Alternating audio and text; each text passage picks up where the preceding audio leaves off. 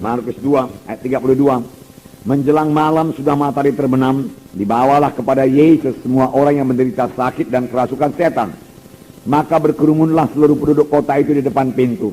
Ia menyembuhkan banyak orang yang menderita bermacam-macam penyakit dan mengusir banyak setan. Ia tidak memperbolehkan setan-setan itu berbicara sebab mereka mengenal dia. Dengarkan baik-baik. Lihat Markus 1 ayat 34. Markus 1 34. Ia menyembuhkan banyak orang yang menderita bermacam-macam penyakit. Jadi bukan satu penyakit, bermacam-macam penyakit dan banyak orang. Kemudian ia mengusir banyak setan. Ini harus jadi dalam pelayanan kita, amin. Tidak cukup 1-2 saja sembuh, banyak orang sembuh dan banyak setan diusir, amin. Dalam KKS saudara juga ini harus jadi. Banyak orang sembuh, banyak setan diusir, amin. Ya, banyak orang sembuh, amin. Ya, sembuh, sehat dan kuat. Nah, itulah pelayanan Tuhan itu. Sebab Tuhan berkata, pekerjaan-pekerjaan yang aku perbuat akan kamu perbuat. Dan pekerjaan lebih besar daripada yang akan kamu perbuat, sebab aku pergi pada Bapa. Sebab Tuhan murah hati, amin. Dan untuk itulah dia datang, untuk menyembuhkan, untuk mengusirkan setan. Ya, saudara percaya itu, saudaraku. Ya, jangan terus mundur, jangan terus merasa tidak enak kalau ada yang digotong ke KKS saudara. Ya, saudara terimalah itu sebagai satu kesempatan untuk menyatakan kuasa Tuhan, amin. Ya, sebab bukan saudara yang menyembuhkan.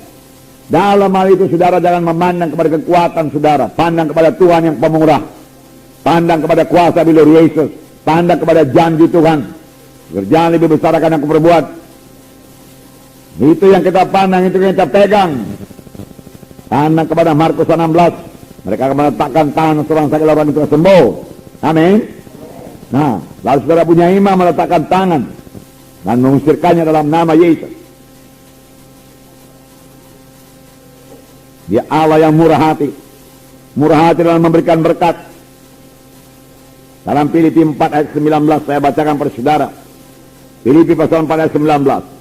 Allahku akan memenuhi segala keperluanmu menurut kekayaan dan kemuliaannya dalam Kristus Yesus. Amin. Segala apa? Segala keperluanmu. Segala, bukan sebagian keperluanmu. Segala keperluanmu, amin. Dia Tuhan yang baik. Dia Tuhan yang murah hati. Kalau dia tidak menahankan anaknya yang tunggal, masakan dia menahankan lagi berkat-berkat lain daripada kita. Mari hidup benar di hadapan Tuhan. Mari tekun mengikut Tuhan. Mari tekun berdoa. Mari tinggalkan semua dosa. Mari bersungguh-sungguh hati mengikut Tuhan. Dan mari murah hati sama sebagaimana Tuhan yang kita sembah itu. Murah hati. Tuhan meminta anak-anaknya juga murah hati, amin. Dia murah hati dalam mengampuni. Maka anak-anak Tuhan juga murah hati dalam mengampuni. Jangan sakit hati. Berapa kali saudaraku berdosa kepadaku, kuampuni Tuhan, cukup 7 kali. Tuhan Yesus berkata 70 kali 7 kali. Selalu mengampuni, selalu mengampuni. Selalu memberi, selalu memberi. Beri maka kepadamu akan diberi. Tidak ada diberi maka kepadamu tidak ada diberi. Lebih baik kita memberi. Sebab firman Tuhan berkata lebih berkat memberi daripada menerima. Berkat memberi. Sebab yang kita beri itu adalah taburan kita. Dia akan bertumbuh. Oleh sebab itu mesti menabur dan mesti menuai. Tidak henti-hentinya. Sampai Tuhan datang. Amin saudara. Yang banyak menabur, banyak menuai. Dalam Lukas 6 ayat 36 siapa yang ingat apa katanya? Hendaklah kamu murah hati sama seperti Bapamu adalah murah hati. Ya. Hendaklah saya murah hati sama seperti Bapa saya murah hati. Ya. Seorang bapa yang murah hati saudaraku sangat merasa tidak enak melihat anaknya yang pelit.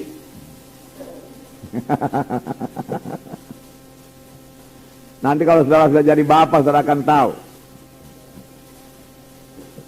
Harus murah hati. Murah hati. Amin saudara. Ya.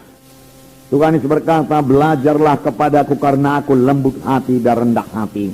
maka engkau akan mendapat sentosa bagi jiwamu. Sentosa lah yang dicari orang dunia ini. Dia cari uang supaya damai, supaya tenang. Dia piknik supaya tenang, supaya damai. Tetapi damai yang sejati, sentosa yang sejati, belajarlah kepada Yesus. Duduk di bawah kaki Tuhan Yesus, percayai firman-Nya. Mika 6 ayat 8 saya bacakan. Hai manusia, telah diberitahukan kepadamu apa yang baik, dan apakah yang dituntut Tuhan daripadamu? Selain berlaku adil, mencintai kesetiaan, dan hidup dengan rendah hati di hadapan Allahmu. Hidup dengan rendah hati. Adil, bagus. Mencintai kesetiaan, bagus. Tetapi firman Tuhan juga berkata, hidup dengan rendah hati di hadapan Allah. Hidup dengan rendah hati. Firman Tuhan berkata dalam 1 Petrus 5 ayat 5, Allah melawan orang yang sombong. Dalam 1 Petrus 5 ayat 5, demikian jugalah kamu hai orang-orang muda, tunduklah kepada orang-orang yang tua, dan kamu semua rendahkanlah dirimu seorang terhadap yang lain.